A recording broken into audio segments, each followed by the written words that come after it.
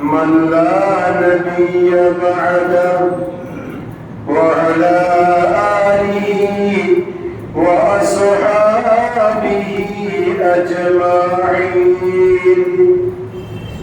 أما بعد فقد قال الله عز وجل في شان حبيبه تعظيما له وتوقيرا: إن الله وملائكته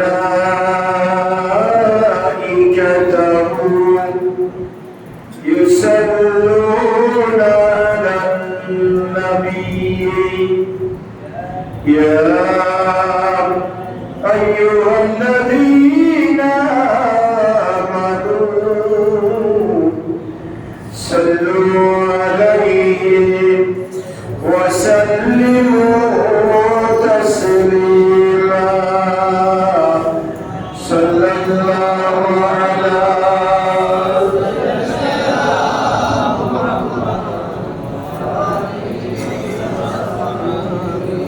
صلى الله على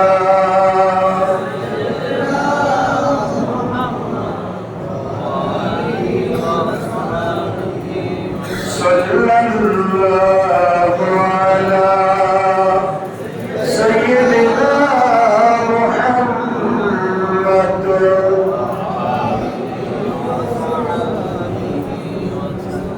أعوذ بالله من الشيطان الرجيم. بسم الله الرحمن الرحيم. يا أيها الذين آمنوا اتقوا الله ولتنظر نفس ما قدمت لغد واتقوا الله إن الله خبير بما تعملون. صدق الله مولانا العظيم وبلغنا رسوله النبي الأمين ونحن على ذلك لمن الشاهدين والشاكرين والحمد لله رب العالمين. معزز محترم حضرات المسلمين الأعزام সম্মানিত উলামায়ে কেরাম রাহমানি ওয়া রাহিমাকুমুল্লাহ,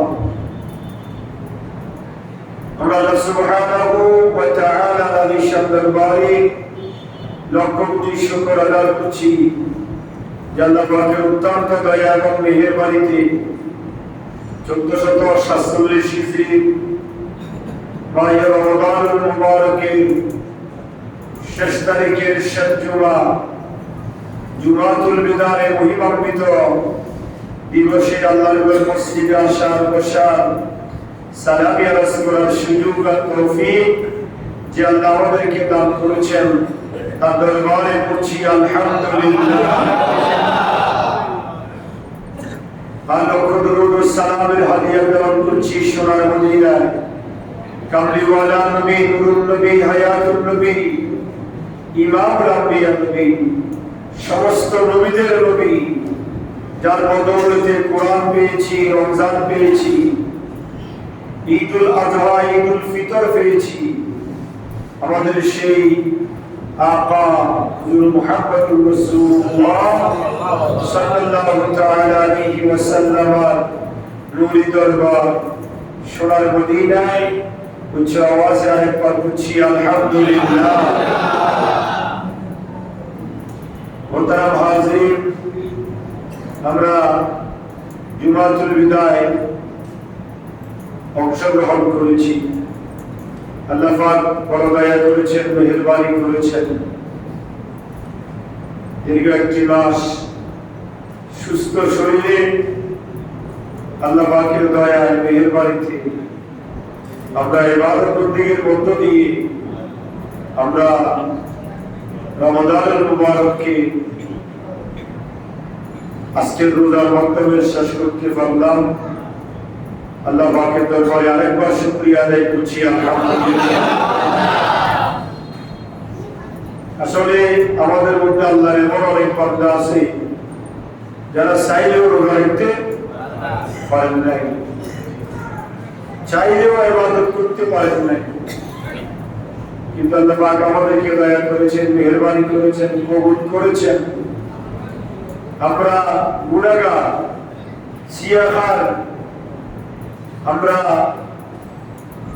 তারপরেও চেষ্টা করেছি আল্লাহর হুকুম, রাসূলের দেখার বিধান পালন করার। সেই চেষ্টাকে আল্লাহ যেন কবুল করে আমাদের জন্য জাহান্নামকে যাতে করে হারাম করে জান্নাতকে যেন আল্লাহ ওয়াজিব করে দেয়। আমিন। আজকে দীর্ঘ একটি মাস সিয়াম সাধনার শেষ দিনে, জুমাতুল বিদার এই মহিমান্বিত দিনে আমাদের চিন্তা চেতনা, আমাদের গবেষণা করার দিন, যে আল্লাহ কি বিধান আমাদের উপর জারি করেছেন, আমরা সেই বিধান মোতাবেক আমাদের জীবন, আমাদের ইবাদত, আমাদের পারিবারিক জীবন, সামাজিক জীবন, ব্যক্তিগত জীবন আমরা অতিবাহিত করতে পেরেছি কিনা। যে একটি মাস আল্লাহ আমাদেরকে দয়া করে দিয়েছেন, একটি মাস আমরা কিভাবে কাটিয়েছি। আল্লাহ বলেছেন, ইয়া আইয়ুহাল্লাযীনা আমানু তাকুল্লাহ, আমার ইমানদার বিশ্বাসী বান্দারা তোমরা আল্লাহকে ভয় করো। সুবহানাল্লাহ। কাকে ভয়? আল্লাহকে। আল্লাহকে আমরা দেখেছি? না, দেখি নাই। দেখার আশা আছে না নাই? ইমানদার মুমিন মৃত্যুবরণ করতে দেরি, আল্লাহ এবং রাসূলুল্লাহকে আল্লাহকে দেখতে দেরি হয় না। সুবহানাল্লাহ।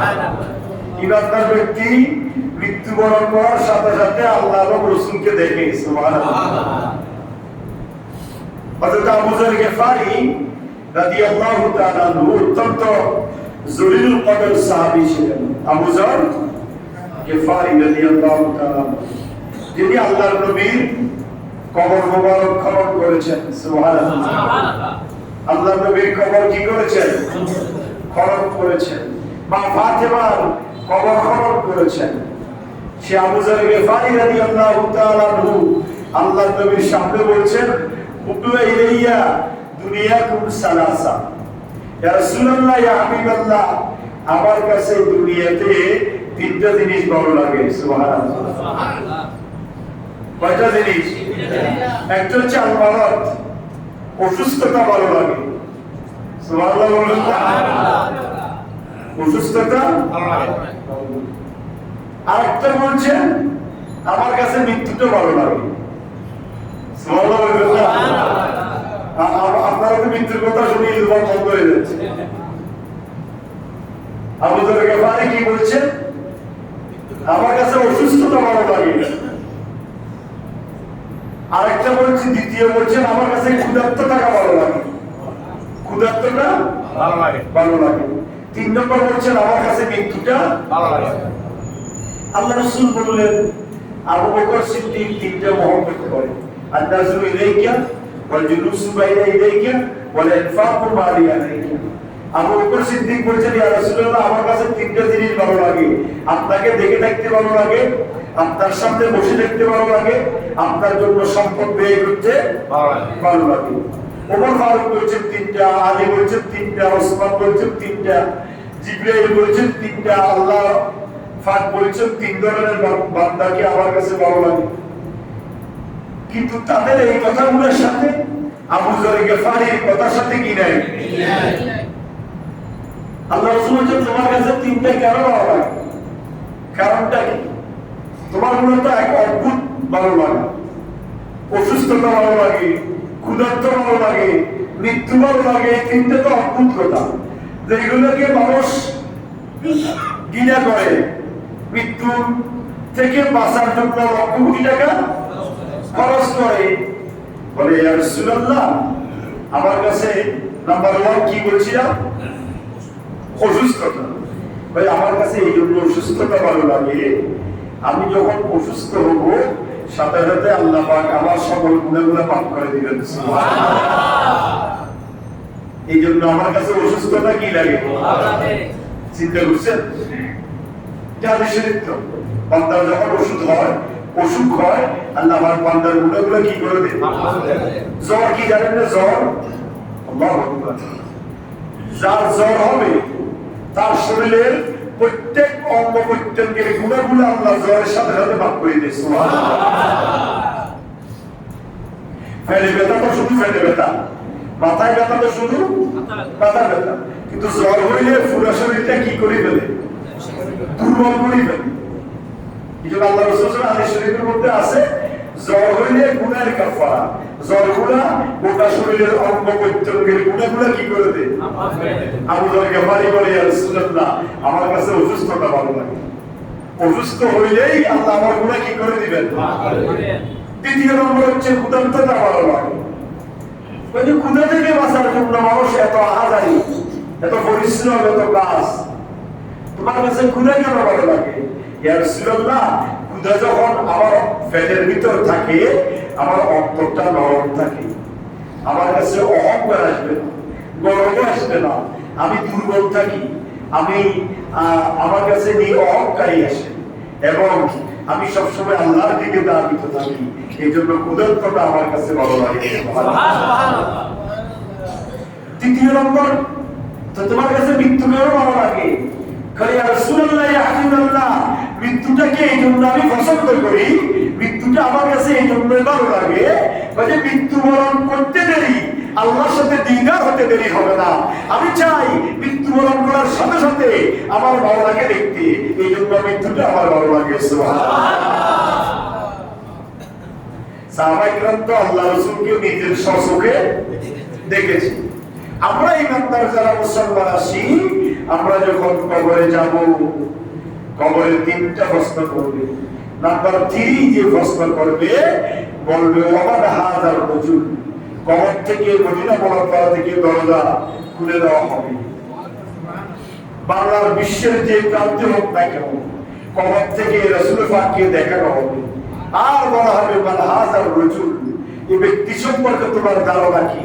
তখন ওই ব্যক্তি ইমানদার, নবীর আশিক, নবীর উম্মত, সে বলবে হুয়া নবিয়্যুনা মুহাম্মাদুর রাসূলুল্লাহ সাল্লাল্লাহু আলাইহি ওয়াসাল্লাম, তিনি আর কেউ নয়, পুরো জিন্দেগি যার গোলামি করেছিলাম, ইয়া নবী বলে কেঁদেছিলাম, যিনি আমাদেরকে আল্লাহ রাসূল, আল্লাহ চিনিয়েছে, পরকাল চিনিয়েছে, নামাজ রোজা হজ যাকাত চিনিয়েছে, সেই নবী মুহাম্মাদুর রাসূলুল্লাহ, ওনার জন্য আমার জীবন উৎসর্গ করব। সুবহানাল্লাহ। তাহলে মৃত্যুর সাথে সাথে আল্লাহকে দেখা যায়, নবীকে।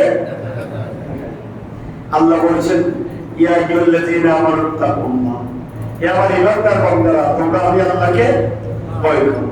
আমরা তো আল্লাহকে দেখি না, না দেখে ভয় করি, কথা বলে দেখি না, না দেখে আল্লাহর বিধানকে পালন করি, অনুসরণ করি। কেন? যে এটা আল্লাহ আমাদেরকে অর্ডার। আল্লাহকে দেখি না, সাহারি খাইতে পারি না, ঘুম থেকে উঠতে পারি না, কিন্তু রোজা পারি। কেন? কার ভয়ে? এই জন্য আল্লাহ এই আয়াতে পরিবার মধ্যে বলেছেন, ইয়া আইয়ুহাল্লাযীনা আমানু তাকুল্লাহ, হে আমার বান্দারা, তোমরা আমি আল্লাহকে ভয় করো। সুবহানাল্লাহ। কাকে ভয় করো? ওয়ালতানজুর নাফসুম মা কদ্দামাত লিগাদ, আর তুমি একটু চিন্তা করো। কে বলতেছে? সবাই একটু কথা বলেন, কে বলতেছে? ওয়ালতানজুর নাফস, তুমি নিজে নিজে চিন্তা করো। কি চিন্তা করবো? মা কদ্দামাত লিগাদ, আগামী দিনের জন্য তুমি কি সঞ্চয় করেছো, কি জমা করেছো। বান্দা, তুমি এই ব্যাপারে একটু চিন্তা করো। সুবহানাল্লাহ। আমাদের স্ত্রীরা বলে, বা আমরা স্ত্রীদেরকে বলি, এইভাবে সব খরচ করে দিতেছ, মাস কামাইতে তো দেরি হয়েছে, ঘর ভাড়া পাইতে দেরি হইব, বেতন পাইতে দেরি হইব, চিন্তা করে খরচ করো। বলি কি বলি না? আল্লাহ আমাদেরকে আঙ্গুল দিয়ে দেখাই বলতেছেন, ওয়ালতানজুর নাফসুম মা কদ্দামাত লিগাদ, আগামী দিনের জন্য বান্দা তুমি কি সঞ্চয় করেছো, কি জমা করেছো, বান্দা একটু চিন্তা করো। সুবহানাল্লাহ। ওয়াত্তাকুল্লাহ, আল্লাহ আবার বলেছেন, বান্দা আমি আল্লাহকে ভয় করো। সুবহানাল্লাহ। এই এক আয়াতের মধ্যে আল্লাহ দুইবার বলেছেন, আমি আল্লাহকে ভয় করো।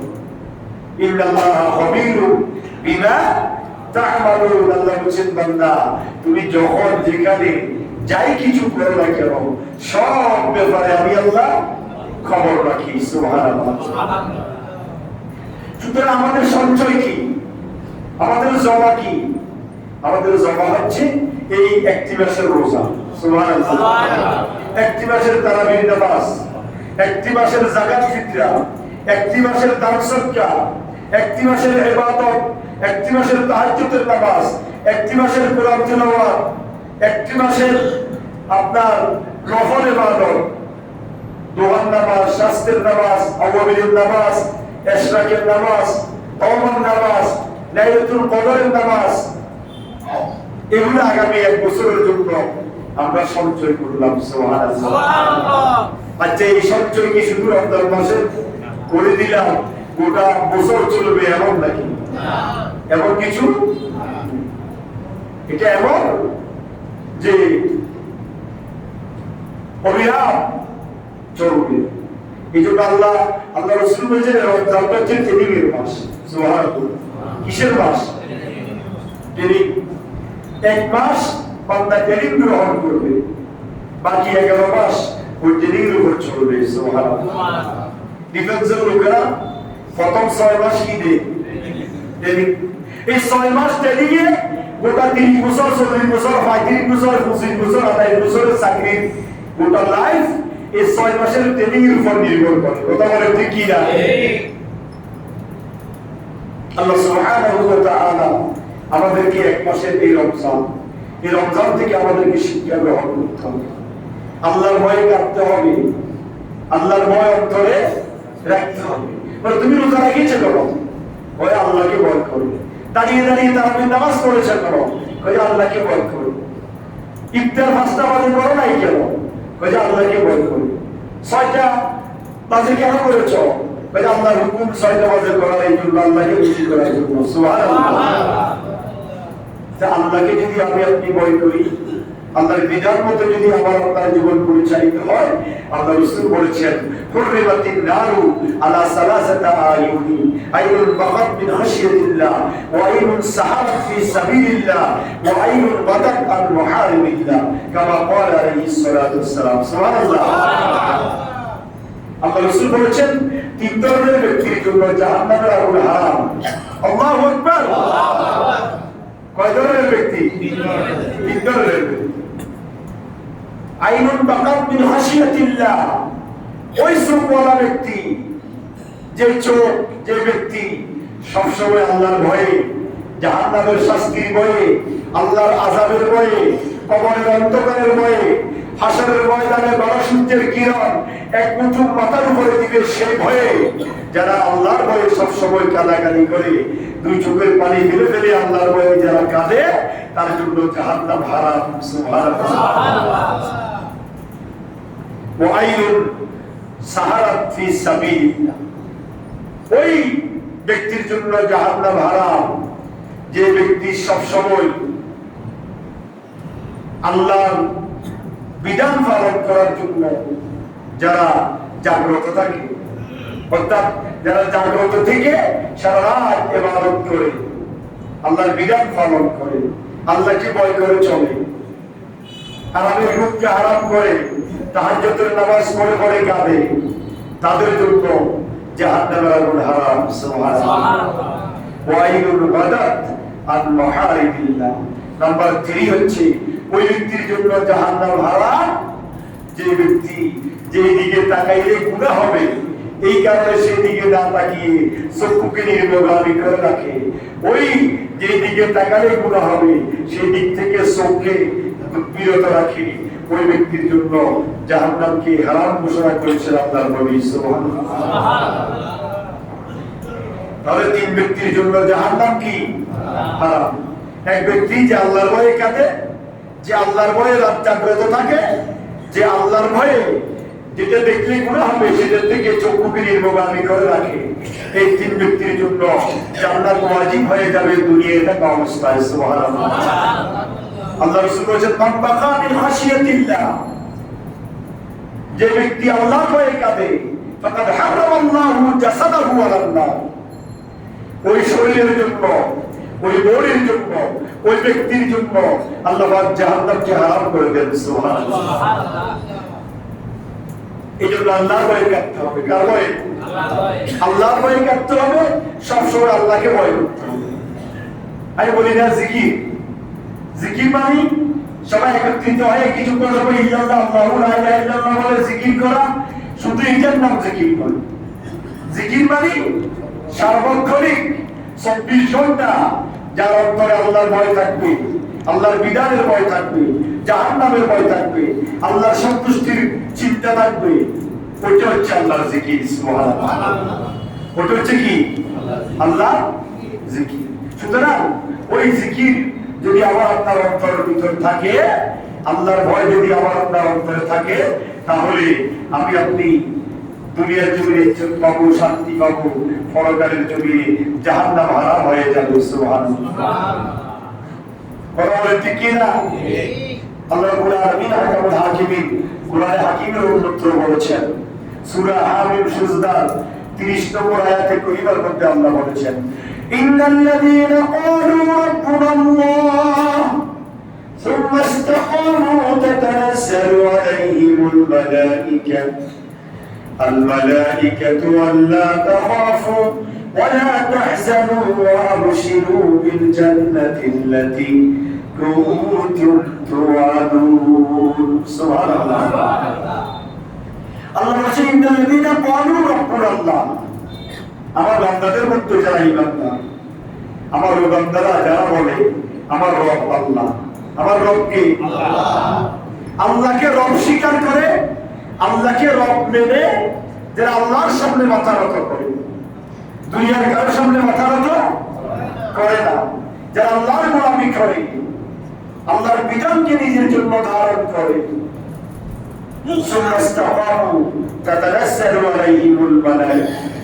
আল্লাহ আমার সবকিছু অনিয়ম, এই চিন্তা চেতনা রেখে যারা নিজের জীবন পরিচালনা করবে, এই কথার উপরে ইস্তিকামত দিতে থাকবে, আল্লাহ বলেন ওই বান্দার জন্য তাতানাজ্জালু আলাইহিমুল মালাইকা, আমি আল্লাহ আকাশ থেকে কাতারে কাতারে ফেরেশতা নাযিল করে ওই বান্দাকে সাহায্য করি। সুবহানাল্লাহ।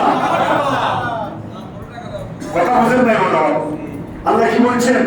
যারা আল্লাহর উপর ভরসা রাখে সদা সর্বদা, ওমাইয়া তাওয়াক্কাল আলাল্লাহ ফাহুয়া হাসবু, যারা আল্লাহর উপর তাওয়াক্কুল রাখে, ভরসা রাখে, আল্লাহই তার জন্য যথেষ্ট। সুবহানাল্লাহ। এই চিন্তা চেতনা যার অন্তরে থাকবে, আল্লাহ বলেন শুনো, আমি কি আকাশ থেকে আকাশ থেকে আসি তোমাকে সাহায্য করবো নাকি? না না না, তোমার পিছনে এমন কিছু ফেরেশতা আমি আল্লাহ কায়েম করে দিব যেগুলো তোমার সার্বিক কাজে তোমাকে সহযোগিতা করবে। সুবহানাল্লাহ। এই যে 17 রমজান বলেছিলাম, বদরের জমিনে মুসলমান ছিল কয়জন? মাত্র 313 জন, আর কাফের ছিল 1000। 1000 কাফেরের সাথে মাত্র 313 জন অস্ত্র শস্ত্র ছাড়া রমজানের রোজা রেখে দিনের বেলা 1000 কাফেরের সাথে মোকাবেলা করেছেন। তাদেরকে সাহায্য করেছেন কে? আল্লাহ। কোরআনে কারীমের মধ্যে আল্লাহ বলেছেন 3000 মতান্তরে 5000 আকাশ থেকে ফেরেশতা নাযিল করে দিয়ে আমি আল্লাহ বদর সাহাবীদেরকে সাহায্য করেছিলাম। সুবহানাল্লাহ। এইখানে আল্লাহ বলেছেন যারা ইন্নাল্লাযীনা ক্বালু রাব্বুনাল্লাহ, যারা সবসময় আল্লাহর উপর ভরসা রাখে, ইস্তিকামত রাখে, তাতানাজ্জালু আলাইহিমুল মালাইকা, আল্লাহ বলেন তাদের জন্য আকাশ থেকে আমি আল্লাহ ফেরেশতা নাযিল করে দিই। সুবহানাল্লাহ। আল্লাহ তাখাফু ওয়া লা তাহজানু, তাদের জন্য দুনিয়াতে কোনো ভয় নাই এবং আখিরাতে কোনো চিন্তা নাই। সুবহানাল্লাহ। ওয়াবশিরু বিল জান্নাহ, আর এই সমস্ত বান্দাদেরকে তোমরা জান্নাতের শুভ সংবাদ দিয়ে দাও। সুবহানাল্লাহ। সুতরাং আমরা যদি আমাদের জীবনকে আল্লাহ এবং রাসূলের বিধানের উপর পরিচালিত করতে পারি, তাহলে আমরা দুনিয়াতে শান্তি পাবো, আখিরাতে রাজাত পাবো, দুনিয়াতে ইজ্জত সম্মান পাবো, আখিরাতে মুক্তি দিয়ে জান্নাত পাবো। কথা বলেন ঠিক কি না? এই জন্য মৃত্যুর জন্য সবসময় কি দেখতে হবে? প্রস্তুত থাকতে হবে। মৃত্যু কখন, কোথায়, আপনাকে পেয়ে বসবে, তার কোনো নির্ধারিত আছে নাকি? আইনামা তাকুনু ইউদরিকুমুল মাউত ওয়ালাউ কুনতুম ফি বুরুজিন মুশাইয়াদা। সুবহানাল্লাহ। আল্লাহ বলেন, বান্দা, মৃত্যু থেকে বাঁচার জন্য, মৃত্যু থেকে বাঁচার জন্য যদি মাটির নিচে মজবুত কিল্লা তৈরি করে সেখানে অবস্থান করো, শুনো বান্দা, সেই মজবুত কিল্লার মধ্যেও আমার আজরাইল গিয়ে তোমাকে পাবে। সুবহানাল্লাহ। তাহলে মৃত্যু থেকে বাঁচার কোনো সুযোগ যেখানে যাই না কেন, আপনি পুলিশ থেকে, বিডিএফ থেকে, আর্মি থেকে, র্যাব থেকে আপনি বাঁচতে পারবেন, ঠিক কিনা? এখানে না ওখানে, এখানে না ওখানে ফালাই থাকতে পারবেন, সুযোগ আছে। কিন্তু আজরাইল থেকে, মৃত্যু থেকে কোনো জায়গায় ফালাই বাঁচানোর কোনো সুযোগ আছে নাকি? সুতরাং এই রমজান মাস আমাদেরকে শিক্ষা দেয় যে রমজানে আমরা আমাদের জুবানের রোজা রেখেছিলাম, আমাদের হাতের রোজা রেখেছিলাম, আমাদের ফরজি দিয়ে রোজা রেখেছিলাম, জৈবিক চাহিদার রোজা রেখেছিলাম, হালাল স্ত্রী, কিন্তু দিনের বেলায় কি ছিল? হারাম ছিল। রোজা রেখেছি। আল্লাহ রাব্বুল আলামিন এই রোজার মধ্যে দিয়ে আমাদেরকে 1 মাসের ট্রেনিং দেওয়া হয়েছে।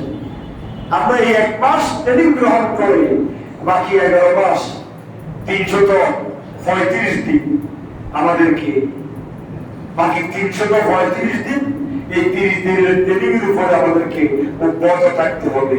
এটার উপর যদি আমরা অব্যাহত থাকতে পারি, অটল থাকতে পারি, তাহলে আমরা আশা করতে পারবো আমাদের জীবন সুখী হবে, সুন্দর হবে, শান্তিময় হবে, কবর আমাদের জন্য প্রশস্ত হবে, কবর আমাদের জন্য আলোকিত হবে, কবরে আমাদের জন্য জান্নাতের বিছানা হবে, কবরে আমাদের জন্য জান্নাতের রাজ ও নিয়ামত হবে। কবর থেকে আমরা মদিনা ওয়ালাকে দেখে ওয়া নবিয়ুনা মুহাম্মদুর রাসূলুল্লাহ সাল্লাল্লাহু আলাইহি ওয়াসাল্লাম বলে সাক্ষী দিতে পারবো। সুবহানাল্লাহ। আসুন, রমজান একবারে শেষ, আর মাত্র কয় ঘন্টা? 5 ঘন্টা আছে, ঠিক না? সর্বোচ্চ 5 ঘন্টা, 2টা 3টা 4টা 5টা, সর্বোচ্চ কয় ঘন্টা? 5 ঘন্টা, সর্বোচ্চ 5 ঘন্টা। 5 ঘন্টা হয়ে ইন্নালিল্লাহি, রমজান কি হয়ে যাবে? শেষ। তো আমরা আশা করছি অনেকেই সরকারি ফিতির আমরা আদায় করে বলেছি ইতিমধ্যে। তো আজকে এবং কালকে 8টার মধ্যে, সকাল 8টার আগে সরকারি ফিতির আমরা আদায় করে নিই। সরকারি ফিতির যদি আমরা আদায় করি, রমজানের মধ্যে অনিচ্ছাকৃত যে ত্রুটি বিচ্ছুতি হয়েছে সেগুলো আল্লাহ পাক কি করে দিবেন? মাফ করে দিবেন। সরকারি ফিতির নিয়ে গত জুমায় আলোচনা করেছি, তার আগে জুমায় আলোচনা করেছি। আপনারা সরকারি ফিতির নির্দিষ্ট নিয়মে, নির্দিষ্ট সময়ে আমরা আদায় করে বলবো ইনশাআল্লাহ। তারপরে ঈদের রাত, আমাদের সামনে কিসের রাত? ঈদের রাত। লাইলাতুল কদরে একবারে জাঁকজমক, লাইলাতুল বরাতে সারা রাত জাগরণ। কিন্তু আমি বুঝি না, ইসলামের কিছু মানলাম আর কিছু মানলাম না। এই সুবিধাবাদ চিন্তাবাদে ইমানদার মুসলমান হওয়া যাবে না। তো ইসলামের 5 রাত্রি, কয় রাত্রি? লাইলাতুল মেরাজ দিয়ে শুরু হয়। লাইলাতুল মেরাজ, লাইলাতুল বরাত, লাইলাতুল কদর, লাইলাতুল ঈদুল ফিতর, লাইলাতুল ঈদুল আযহা। এই 5 রাত্রি আমরা 2 রাত্রিকে বড় আনন্দ চিত্তে আমরা বড় আগ্রহ করে পালন করি। ঈদুল লাইলাতুল কদর আর লাইলাতুল বরাতকে। কিন্তু আমরা অনেকেই, মেজরিটি পার্সেন্ট লোক, আমরা ঈদের রাত্রিতে ইবাদত করি না। আবার এই লাইলাতুল মেরাজেও আমরা অনেকেই গুরুত্ব দিই না। বছরের 5 রাত্রির মধ্যে ওই 3 রাত্রিও পড়ে, কথা বলে ঠিক কিনা? সুতরাং আমাদের সামনে সমাগত লাইলাতুল ঈদুল ফিতর, এই সামনের রাত্রি। ঈদুল ফিতর ইহইয়াউ লাইলাতুল ঈদ ফাকাত। قال رسول الله صلى الله عليه وسلم من قام ليلة العيدين محتسبا لم يمت قلبه يوم تموت القلوب সুবহানাল্লাহ বলেন। শুধু 5 রাত্রির সুখবর দেয় নাই আল্লাহ রাসূল। আল্লাহ নবী রাহমাতুল লিল আলামিন বলেছেন যে ব্যক্তি ঈদের রাত্রিতে ইবাদত করবে, ঈদের রাত্রি ইবাদতের মধ্যে কাটাবে, লাম ইয়ামুত কলবুহু, তার অন্তর মরবে না। ইয়াওমা তামুতুল কুলুব, যেই দিন সব অন্তর মরে যাবে, সেই দিন ঈদের রাত্রিতে ইবাদত করবেওয়ালা ওই বান্দার অন্তরগুলা জীবিত থাকবে। সুবহানাল্লাহ। কথা বুঝতে পারছি? ঈদের রাত্রিতে ইবাদত করলে তো সওয়াব হবেই, আবার বলতেছে যেই দিন গোটা পৃথিবীর কলমগুলা মারা যাবে, সেই দিন ঈদের রাত্রিতে ইবাদত করবেওয়ালা বান্দা বান্দির কলম সেই দিন মরবে না, জীবিত থাকবে। সুবহানাল্লাহ। সুতরাং এই রাত্রিতে ইবাদত করবেন, তাহাজ্জুদের নামাজ পড়বেন, জিকির আজকার করবেন, তারপর মুরব্বিদের কবর জিয়ারত করবেন, এশার নামাজ বা জামাত আদায় করবেন, ফজর নামাজ বা জামাত আদায় করবেন। তাহলে সারা রাত ইবাদতের সওয়াব আপনার আমার আমলনামার মধ্যে লেখা হয়ে যাবে। শেষ। আগামী দিন হচ্ছে ঈদুল ফিতর, অত্যন্ত মহিমান্বিত দিন। ঈদের দিনে আল্লাহ রাস্তার মোড়ে মোড়ে ফেরেশতারা খাতা কলম নিয়ে দাঁড়িয়ে থাকে। সুবহানাল্লাহ। এই জন্য ঈদের জামাতে এক রাস্তা দিয়ে আসবেন, আরেক রাস্তা দিয়ে যাবেন। কেন? ফেরেশতারা স্বাগতম জানাবে, ওয়েলকাম জানাবে, আসো ওয়েলকাম তোমাদের জন্য। আজকে সারা রাত সারা মাস তোমরা চাকরি করেছো, আজকে তোমাদেরকে আল্লাহর পক্ষ থেকে কি দিব? জাযা দিব, প্রতিদান দিব, চাকরির মজুরি দিব, আসো তোমাদের জন্য বরাদ্দ। তো ঈদুল ফিতরের দিনে কিছু সুন্নত আছে, 2-3 মিনিটে শেষ করছি, গুরুত্ব দিয়ে শুনবেন। অতি ভোরে ঘুম থেকে জাগ্রত হওয়া, বলছে তাহাজ্জুদ করবেন, প্রতিদিনের ন্যায় 3:30-4টায় উঠে যাবেন, উনি তাহাজ্জুদ করবেন, জিকির আজকার করবেন, স্ত্রী ছেলে মেয়ে সবাইকে জাগ্রত করে দিবেন, সবাইকে নিয়ে জিকির আজকার করে তারপরে ফজরের আযান দিয়ে সুন্নতটা বাসায় পড়বেন, বাসায় সুন্নতটা পড়ে মসজিদে চলে আসবেন, এসে তাসবিহ তাহলিল পড়বেন, বা জামাত ফজর নামাজ আদায় করবেন। নিজ মহল্লার মসজিদে ফজর নামাজ আদায় করা সুন্নত। অনেকে বিভিন্ন জায়গায় চলে যায়। আচ্ছা আপনি আমাকে বলেন, ওই যে আমি বলি এই মাসালাটা আপনাদেরকে সবসময় স্মরণ করাই দিই, ইমাম যদি পছন্দ না হয়, ইমামের চালচলন আকীদা যদি আপনার পছন্দ না হয়, তাহলে আপনি ওই মসজিদে, আপনার ঘরের পাশে মসজিদে, এলাকার মসজিদে নামাজ না পড়লেও সমস্যা নেই। এর থেকে যদি ভিন্ন কিছু আশা করেন যে সওয়াব বেশি হবে, দরগা মসজিদে গেলে সওয়াব বেশি হবে, মুজাহিদুল ফলাহ গেলে সওয়াব বেশি হবে, বাইতুল মুকাররমে গেলে সওয়াব বেশি হবে, এই আশা করে যাওয়া গুনাহ। আপনার এলাকার মহল্লার সলের মসজিদ, সালের মসজিদ, তিলের মসজিদের যে গুরুত্ব, জুমা মসজিদ, বাইতুল মুকাররমের সেই মর্যাদা। সুবহানাল্লাহ। আল্লাহর কাছে কোনো ডিফারেন্স নাই।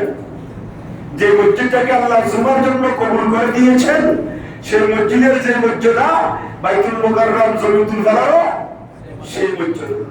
শুধুমাত্র 3 মসজিদ ছাড়া, মসজিদ আকসা, মসজিদে নববী শরীফ, মসজিদে হারাম। হারাম শরীফে 1 রাকাতে 1 লক্ষ রাকাতের সওয়াব, নববী শরীফে 1 রাকাতে 50,000 রাকাতের সওয়াব, আর মসজিদে বাইতুল আকসাতে 1 রাকাতে 25,000 রাকাতের সওয়াব। এই 3টা মসজিদ ছাড়া আর কোন মসজিদের সওয়াবের কোনো ডিফারেন্স নাই। জুমা মসজিদে 1 রাকাতে 27 গুণ সওয়াব বেশি, ইবাদত করে করলে 1 রাকাতে 1 রাকাতের সওয়াব। ডিফারেন্স এখানে। যাই হোক, নিজ মহল্লার মসজিদে ফজর নামাজ বা জামাত আদায় করা, এটা ঈদের দিনের সুন্নত। তারপরে মিসওয়াক করা ঈদের দিনের সুন্নত। ঈদের নামাজে আসার আগে গোসল করা সুন্নত। আতর সুগন্ধি ব্যবহার করা সুন্নত। চোখে সুরমা লাগানো সুন্নত। পরিষ্কার পবিত্র জামা পরিধান করা সুন্নত। তো এই একটি কথা আর একটু বলে দিই, আমরা এমন ব্যক্তিও দেখি যাদের একবারে সাদা ধুতি কাপড়ের, মোলায়েম কাপড়ের কি জামা, কি কাপড়, কি সুগন্ধি, কি জোতা, কি টুপি, কি গেটআপ, কিন্তু আরেকজনের হক তার কাছে রয়ে গেছে।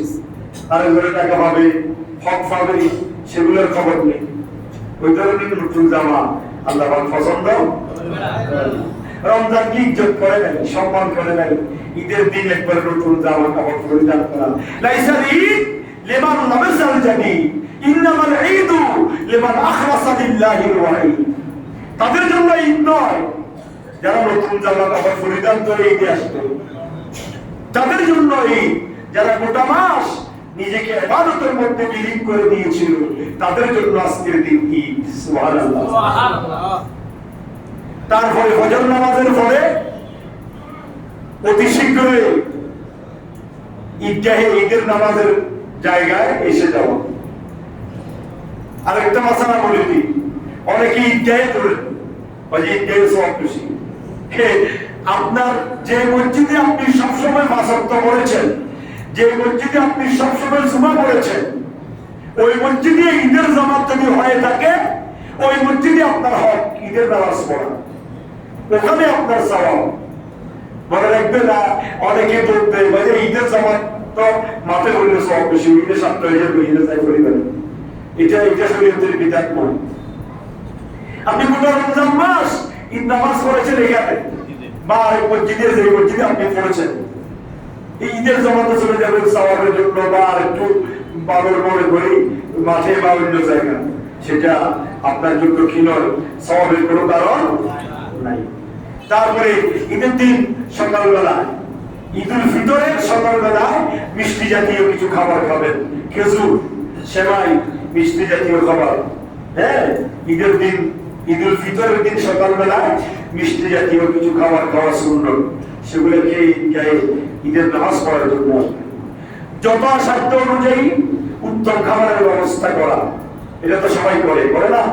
মঞ্চের মধ্যে বলো 20-30টা রুটি চলে যেতেছে নবরাত্রের আগে থেকে এখনো পর্যন্ত। তাহলে মানুষ এত কষ্ট করে বুঝতে বলতে বাধা খাইবে না, বাধা খাওয়া সুন্দর। ঈদের দিন একটু ভালো মানের খাওয়া খাওয়ানো, নিজে খাওয়া, আরেকজনকে খাওয়ানো, আত্মীয় স্বজনকে খাওয়ানো, গরিব মিসকিনকে খাওয়ানো, পয়সাওয়ালাকে খাওয়ানো ঈদের দিনের সুন্দর। ভাইকে খাওয়াবেন, ভাইকে আগে খবর নেবেন, আগে ভাইয়ের কাছে যাবেন, ভাইয়ের খবর নেবেন, বোনের খবর নেবেন, চাচা চাচির খবর নেবেন, জেঠা জেঠির খবর নেবেন। আবার দাপুরের সম্পর্ক রাখি, কথাবার্তা বন্ধ করে দিয়ে ঈদের দিন সব ব্যাপারে ভুলে গিয়ে সম্পর্ক রাখবেন। বলিও আমাকে এমন এমন পরিবার আছে, ভাইয়ের উপর জুলম, মাছের উপর জুলম, এগুলো আমরা ওয়াজ করি কি, পরে যখন এগুলোর ইতিহাস শুনি দুঃখ লাগে। ভাইয়ের উপর জুলম করে, তো ওই ভাই আর ওই ভাইয়ের সাথে কি বেরো কথা বলবো, শরীর তবুত কিছু আমরা করি, সেটা তার মাথায় ঢুকে না। ওইটা জুলম করে অন্তর কাটে দিছে, অন্তরটা আর বাস জোড়া লাগে নাই, আছে না? এগুলো করবেন না, দুদিনের জিন্দগি। বড়কে শ্রদ্ধা করবেন, সম্মান করবেন, ছোটকে স্নেহ করবেন, মাকে মার হক দিবেন, বউকে বলে হক দিবেন, বোনকে বলে হক দিবেন। এগুলো তো প্রতিদিন বলি, আপনারা বুঝেন। তারপরে আমরা শয়তানের কুমন্ত্রণে গায়ে ধরে যাই, এই সমস্যা। এলাকাতে এমন মা আছে যে সন্তানের সবকিছু করেছে, সেই সন্তানকে লাঞ্ছিত করে, যারা কিছু করে নাই তাদের সাথে লেগে পড়ে আসে। এগুলো আমাদের কাছে আছে তো সমাজে। সমাজে এগুলো আপনারা করবেন না। এটা যদি করেন, আপনার সন্তান তো আপনাকে চাইবে না।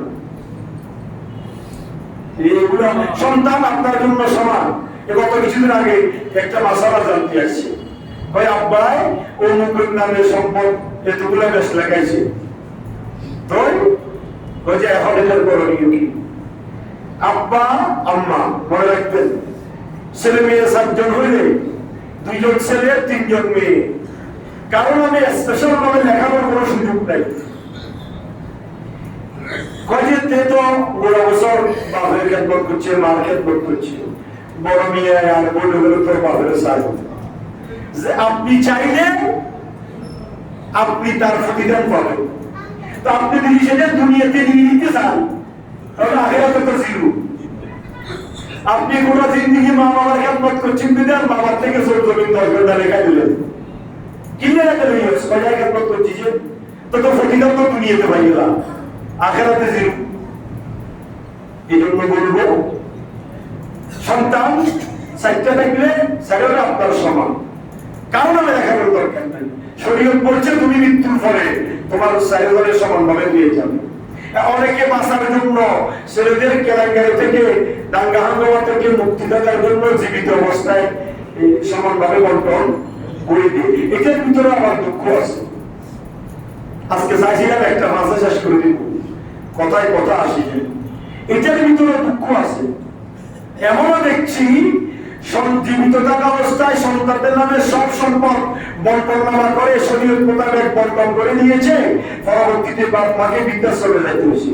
এটা আমার সচক্ষে আমার জানা। আগে আমাদের একটা ফ্যামিলি ভাই ওদের কি কাম করলাম গোয়াল ভাইয়া ভাই আমরা অসহ্য মরার আগে যদি ব্যাকআপ দিয়ে যেতে পারি তাহলে মরিলে কবরে শান্তি পাবো। এই চিন্তা করিয়ে রে ফর্মাইয়াকে করলে বন্টন নামা করে লেখা দিয়ে এখন তো ফর্ম আরো বন্টন বাই করে দিই দেখতে পারলে তোমার ঘর নাই। এই পরিস্থিতি আমাদের সমাজ, তা আপনি মিডিলে দেখতে হবে। আপনার জন্য ছেলে চারটা সমান, মেয়ে চারটা সমান। যে করবে সে পাবে, যে করবে না সে পাবে। আমাদের গেলে মেলাশা একটা খারাপ কথা হয়, বলতে হবে ফাটা কাম দিয়ে পানি আসে, ফাটার লাইও করবেন জমা আসে। আপনি যদি আপনার মা বাবাকে খেদমত করেন নিঃস্বার্থে, তাহলে আপনার ছেলে মেয়েও আপনার খেদমত করবে নিঃস্বার্থে। আপনার আল্লাহ একটা ব্যবস্থা করে দিবে আপনাকে। আর আপনি যদি 10 ঘন্টা জমি পাওয়ার আশা নিয়ে মা বাবার খেদমত করেন আর বাইরে করতেছে না, তাহলে আপনি ওই জমিনই পাবেন, পরবর্তী আপনার আর খেদমত নসিবে এটা মাথায় রাখবেন। যাই হোক, এই জন্য বলছি, প্রসঙ্গের কথা আসছিল, বলছি ভালো খাবার তৈরি করবেন, আপনজনদেরকে খাওয়াবেন, সবার সাথে সুসম্পর্ক রাখবেন, দেখা সাক্ষাৎ করবেন, ঈদের দিন সব বেড়াবেন, ঘুরে যাবেন। প্রতিবেশী এতিম মিসকিন অসহায় যারা আছে তাদের দিকে স্পেশাল দান সৎকা করবেন। ঈদগাহে যাওয়ার আগে মিষ্টি যেহেতু খাবেন, এটা তো বললাম। ঈদের নামাজের পূর্বে সৎকায় ফিতিরও দিবেন, আবার কিছু কিছু সৎকা করবেন। এতিম মিসকিনকে কিছু দান সৎকা করবেন, আবার সৎকায় ফিতির কমপ্লিট আদায় করে দিবেন। যারা বাড়িতে জন্য রাখবেন তারা আলাদা এক জায়গায় ব্যাগের ভিতর নির্দিষ্ট রিস্ট্রিক্ট করে রাখি দিবেন ফিতরাগুলা। তারপরে ঈদের জামাতে যদি সম্ভব হয় হাঁটিয়ে আসবেন, এক রাস্তা দিয়ে আসবেন আর এক রাস্তা দিয়ে যাবেন। আল্লাহু আকবার, আল্লাহু আকবার, লা ইলাহা ইল্লাল্লাহ, আল্লাহু আকবার, আল্লাহু আকবার, ওয়া লিল্লাহিল হামদ। এই জিকির, এই তাসবিহ পাঠ করতে করতে সুফে এই তাসবিহ পাঠ করতে করতে ঈদের জামাতে আসবেন। তারপরে এই আপনার ঈদের জামাতে যত তাড়াতাড়ি আসতে পারেন তত সওয়াব বেশি। ফেরেশতারা মোড়ে মোড়ে খাতা নিয়ে দাঁড়িয়ে থাকে। এই এলাকার জন্য একটা গ্রুপ আল্লাহ ফেরেশতা নির্ধারণ করে দিয়েছেন ঈদের দিনের জন্য। সেখানে একটা লিডার থাকে। কি থাকে? লিডার। এই যে আমাদের পুলিশের একটা থানা থেকে একটা টিম ঘুরে না, সেখানে 4-5 পুলিশের ভিতরে একজন কি থাকে? থাকে না? এই ঈদের দিনের জন্য এই ফেরেশতাগুলা মোড়ে মোড়ে থাকবে। যেটা মেন লিডার সেটা বড় বলিও নিয়ে মসজিদের গেড়ে থাকবে। যে আগে ঢুকে তার নাম আগে লিস্টিতে লিখবে সুবহানাল্লাহ। আর সর্বশেষ যে ব্যক্তি ঈদগাহ থেকে ঈদের মসজিদ থেকে বের হবে তাকে সর্বশ্রেষ্ঠ পুরস্কার দিয়ে দণ্ড করবেন সুবহানাল্লাহ। আমরা এই কাজগুলো করব। আমরা পুরো মাস আল্লাহর ইবাদত করতে গিয়ে যা করেছি, যদি সম্ভব হয় শেষ পুরানো পর্যন্ত থাকবেন। মিলাদ কিয়াম জিকির আজকার করে শেষ পুরানাতে জুমাতুল বিদায় আমরা আল্লাহর দরবারে ফরিয়াদ করব। আল্লাহ পাক আমাদের সবাইকে কবুল করুন। ঈদুল ফিতরের জামাত আগামীকাল আমাদের এই মসজিদে সকাল 8:30টায় অনুষ্ঠিত হবে। নির্দিষ্ট সময়ে আমরা ঈদের জামাত নামাজ আদায় করব ইনশাআল্লাহ। এর ভিতরে আর যদি কোনো খুঁটিনাটি মাসলা মাসাইল জানার থাকে আপনারা জিজ্ঞাসা করবেন। আপনাদের ঈদুল ফিতরগুলা বারবার ছেলেরা বলতেছে, আমাদের সমাজ কল্যাণ পরিষদের পুস্তকালয় এবং আঞ্জুমানের এখানে যারা নেই তাদেরকেও দিবেন। শুধু তাদেরকে দিলে হবে না, বাইরে আপনার আত্মীয় স্বজন পিতাকাঙ্ক্ষী আপন যারা আছে তাদেরকেও দিবেন, তাদেরকেও কিছু দিবেন। এই হিসাবে আমরা ফিতরগুলো আদায় করব। আল্লাহ আমাদের সবাইকে কবুল করুক। আমিন। আমাদের নেককার বলেন। আসসালামু আলাইকুম ওয়া রাহমাতুল্লাহ।